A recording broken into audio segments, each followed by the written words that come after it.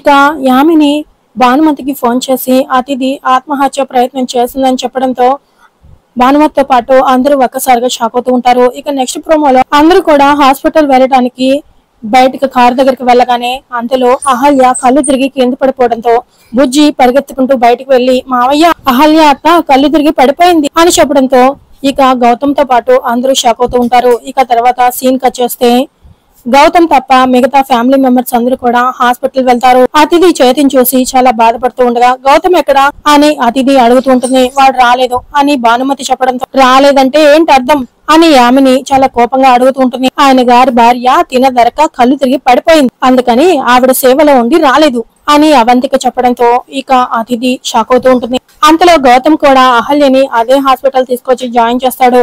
మరో డాక్టర్ గౌతమ్ గారు మీరు తన దగ్గరికి వెళ్ళండి, మీ వైఫ్ ని కావాలంటే నేను చూసుకుంటాను, అతిథికి ఇప్పుడు మీ ట్రీట్మెంట్ చాలా అవసరం, తను సీరియస్ కండిషన్ లో ఉంది అని డాక్టర్ గారు అతిథి కండిషన్ గురించి చెప్పినా కూడా గౌతమ్ వెళ్లకుండా అహల్యకే ట్రీట్మెంట్ చేస్తూ ఉంటాడు. మరోవైపు అతిథి ప్రాణాలతో పోరాడుతూ ఉంటుంది.